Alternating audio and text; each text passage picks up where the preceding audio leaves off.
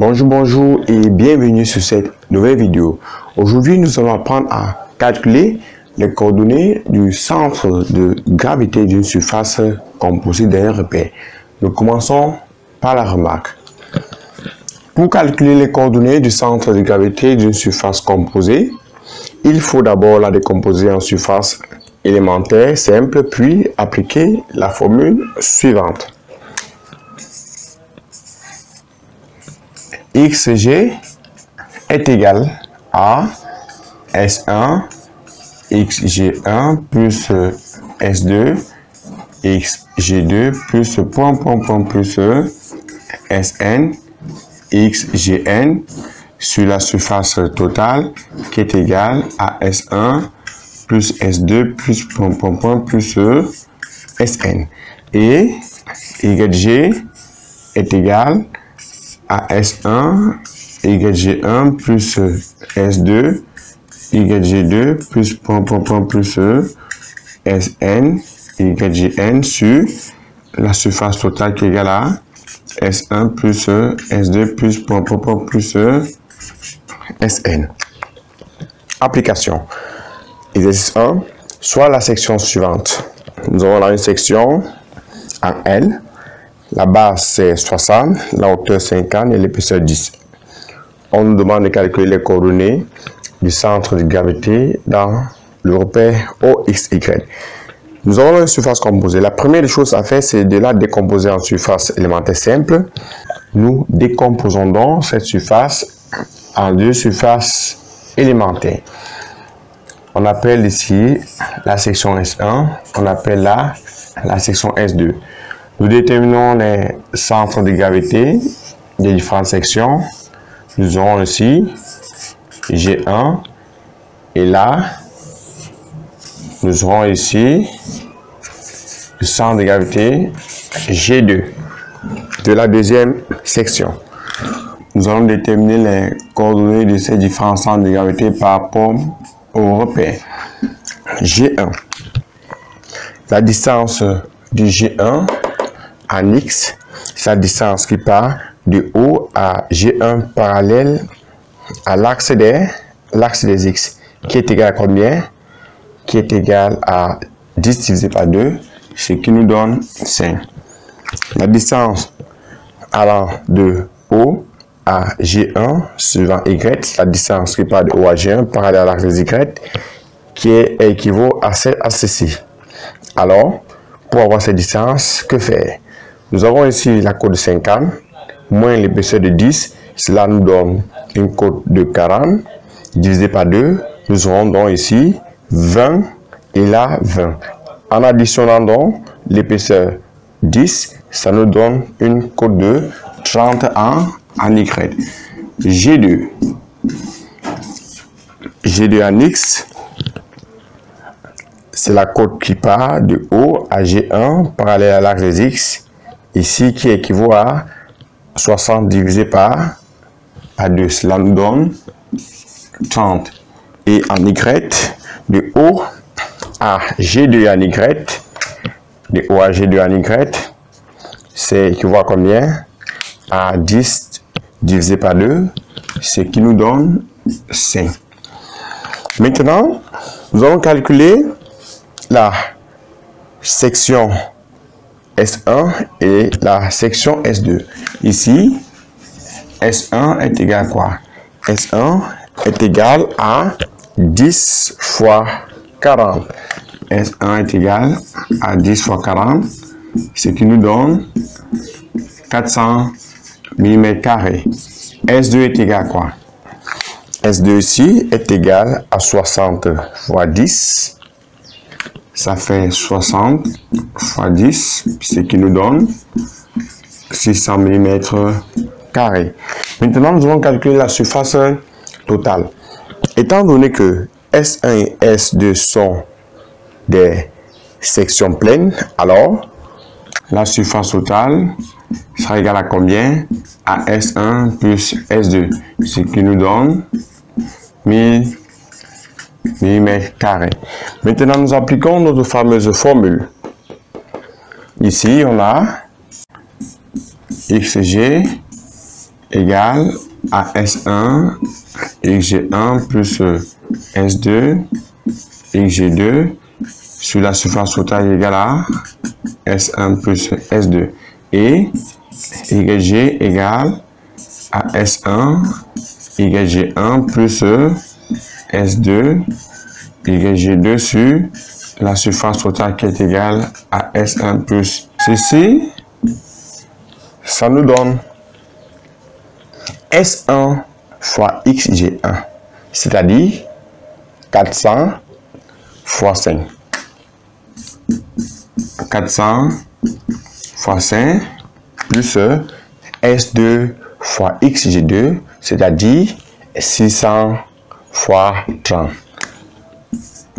600 fois 30. Sur la surface totale c'est combien? C'est 1000. Ici, YG est égal à quoi? S1 YG1, c'est-à-dire 400 fois 30. 400 fois 30 plus combien? Plus S2 YG2, c'est-à-dire 600 fois 5. 600 fois 5 sur la surface totale qui est combien? Après avoir fait l'application numérique, nous obtenons G aura pour coordonnées XG qui nous donne combien? XG va nous donner 20 et YG nous donne combien? YG nous donne 15. Voilà ainsi calculer les coordonnées du centre de gravité G de cette section. Bon, si nous voulons, nous pouvons placer G dans ce repère. XG c'est 20, c'est-à-dire la distance qui part de O à G sur X, là, XG qui est égal à 20, et la distance qui part de O à G sur Y, 15, de O à G sur Y, 15, ici c'est 10, 15 est quelque part là, nous rendons ici, X, Y et là, G. Nous passons à l'exercice numéro 2. Nous avons une surface pleine carrée et une surface creuse circulaire. Nous allons également calculer les coordonnées du centre de gravité. Nous allons procéder de la même façon. On commence par quoi? Par chercher le centre de gravité de la section S1, qui est la section pleine. Alors, c'est le point de rencontre des diagonales. On a là G1 et la section creuse, on l'appelle S2. Son centre de gravité, c'est G2. Son centre de gravité est tout simplement le centre du cercle.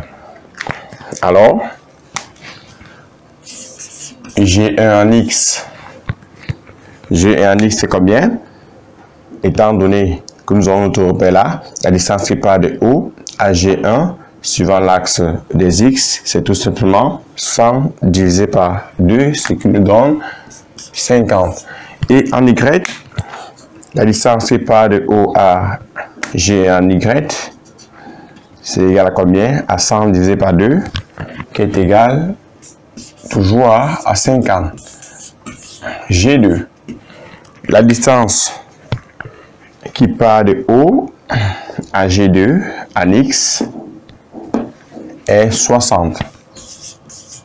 La distance qui part de O à G2 en Y, la distance qui part de O à G2 en Y égale à combien? Est tout simplement 100 moins 30. 100 moins 30 nous donne la distance qui part de O à G2 en Y qui est égal à combien? Qui est égal à 70. Alors, nous pouvons également calculer la section S1. S1, c'est égal à combien? À 100 fois 100. 100 fois 100, qui est à combien? 10 000 mm². La section S2, S2 est une surface circulaire dont la section c'est égal à quoi? C'est égal à pi carré qui est à combien? 3,14 fois le rayon. Étant donné que le diamètre c'est 10, alors le rayon c'est 5. Nous aurons 5 au carré. S2 nous donne combien? S2 nous donne 78,5 mm carré. Ici, nous allons calculer la surface totale. La surface totale ici sera égale à S1 moins S2. Moins S2 pourquoi? Parce que S2 est une surface creuse. Nous la retirons de la section pleine pour avoir la section totale. Alors, ici, la surface totale sera égale à S1 moins S2, c'est-à-dire 10 000 moins 78,5, ce qui nous donne 9 921,5 mm carré. Alors, nous appliquons maintenant la fameuse formule. Ici, nous aurons XG sera égal à S1 XG1 moins S2 XG2 sur quoi? Sur la surface totale qui est égale à S1 moins S2. YG égale à S1 YG1 moins S2 YG2 sur la surface totale qui est égale à S1 moins S2. Nous connaissons pourquoi nous faisons moins. Parce que la surface est creuse. J'attire votre attention là-dessus. Alors, nous passons à l'application numérique. XG égale à quoi? S1 fois XG1. S1 fois XG1. C'est-à-dire 10 000 fois combien? Fois 50 moins S2 fois XG2, c'est-à-dire 78,5 fois 60 moins 78,5 fois 60 sur la surface totale qui est 9 921,5 et YG égale à S1 fois YG1, c'est-à-dire 10 000 fois 50. 10 000 fois 50 moins S2 fois YG2, c'est-à-dire 78,5 fois 70.